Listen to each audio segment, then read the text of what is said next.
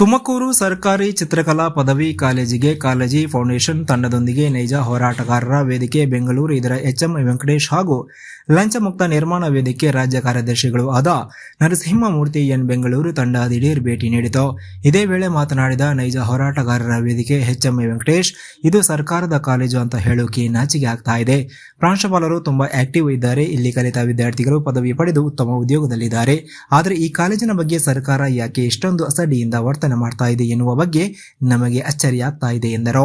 ಇನ್ನು ಮುಂದಾದರೂ ಕೂಡ ಈ ಕಾಲೇಜನ್ನು ಉನ್ನತೀಕರಣಗೊಳಿಸಲು ಸರ್ಕಾರ ಮತ್ತು ಉನ್ನತ ಶಿಕ್ಷಣ ಇಲಾಖೆ ಸಚಿವರು ಯೋಚಿಸಿ ಏನೇನು ಬೇಕು ಅದನ್ನು ಒದಗಿಸಿಕೊಡಬೇಕು ಎಂದು ಅವರು ಇದೇ ವೇಳೆ ಒತ್ತಾಯ ಮಾಡಿದರು.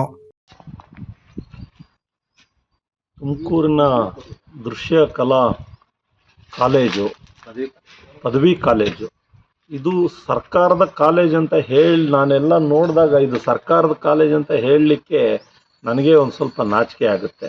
ಯಾಕಂದರೆ ಇಲ್ಲಿಯ ಪ್ರಿನ್ಸಿಪಲ್ಲು ತುಂಬ ಆ್ಯಕ್ಟಿವ್ ಆಗಿ ಮಕ್ಕಳಿಗೆ ಚಿತ್ರಕಲೆಯನ್ನು ಹೇಳಿಕೊಟ್ಟು ಅವರು 4 ವರ್ಷಗಳ ಕಾಲ ವ್ಯಾಸಂಗ ಮಾಡಿ ಚಿತ್ರಕಲೆಯಲ್ಲಿ ಪದವಿ ಪಡೆದು ಆಮೇಲೆ ತಮ್ಮ ಉದ್ಯೋಗಕ್ಕೆ ಹೋಗಿರ್ತಕ್ಕಂಥ ಹಲವಾರು ಉದಾಹರಣೆಗಳನ್ನು ಹೇಳಿದ್ದು ನೋಡಿದ್ರೆ ಸರ್ಕಾರ ಇಷ್ಟ್ಯಾಕೆ ಅಸಡ್ಡೆಯಿಂದ ವರ್ತಿಸ್ತಾ ಇದೆ ಈ ಕಾಲೇಜಿನ ಬಗ್ಗೆ ಅಂತ ಹೇಳಿದ್ರೆ ನಮಗೆ ಆಶ್ಚರ್ಯ ಆಗುತ್ತೆ. ಇದು ಒಂದು ಇಡೀ ಕರ್ನಾಟಕದಲ್ಲಿ ಈ ಒಂದು ತುಮಕೂರಿನ ಕಾಲೇಜು ಜೂನಿಯರ್ ಕಾಲೇಜು ಪ್ರಾಂಗಣದಲ್ಲಿ ಇದೆ.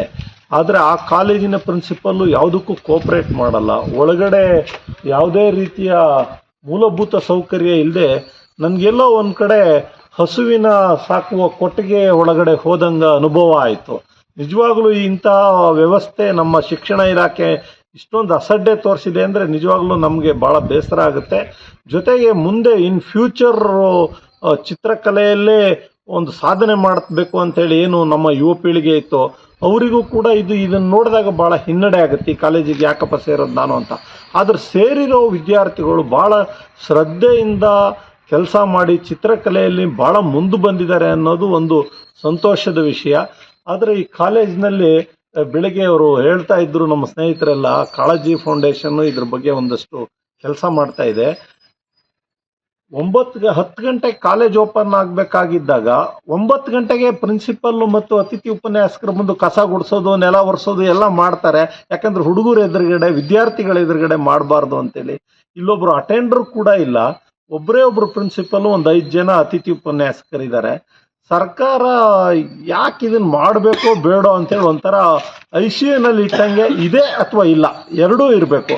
ಕಾಲೇಜ್ ಇದೆ ಮತ್ತು ಕಾಲೇಜ್ ಇಲ್ಲ ಎರಡೂ ಹೇಳ್ಬೋದು ಇಲ್ಲಿ. ಆದ್ದರಿಂದ ಸರ್ಕಾರ, ಉನ್ನತ ಶಿಕ್ಷಣ ಸಚಿವರಾದ ಡಾಕ್ಟರ್ ಸುಧಾಕರ್ ಅವರು ಇದ್ರ ಬಗ್ಗೆ ಎಚ್ಚೆತ್ಕೋಬೇಕು. ತಕ್ಷಣ ಕಾರ್ಯಪ್ರವೃತ್ತರಾಗಿ ಮೂಲಭೂತ ಸೌಕರ್ಯ ಕೊಡಬೇಕು.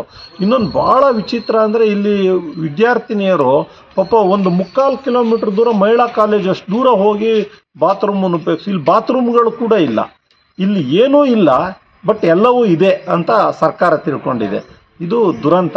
ಆದ್ದರಿಂದ ಇನ್ನು ಮುಂದಾದರೂ ಸ್ವಲ್ಪ ಇದನ್ನು ಉನ್ನತೀಕರಣಗೊಳಿಸೋದಕ್ಕೆ ಸರ್ಕಾರ ಮತ್ತು ಉನ್ನತ ಶಿಕ್ಷಣ ಇಲಾಖೆ ಆಮೇಲೆ ಮಿನಿಸ್ಟ್ರು ಇದರ ಬಗ್ಗೆ ಒಂದಷ್ಟು ಯೋಚನೆ ಮಾಡಿ ಇಲ್ಲಿಗೆ ಏನೇನು ಬೇಕು ಅದನ್ನು ಒದಗಿಸ್ಕೊಡ್ಲಿ ಅಂತೇಳಿ ನಾನು ಈ ಮೂಲಕ ವಿನಂತಿ ಮಾಡ್ತೀನಿ.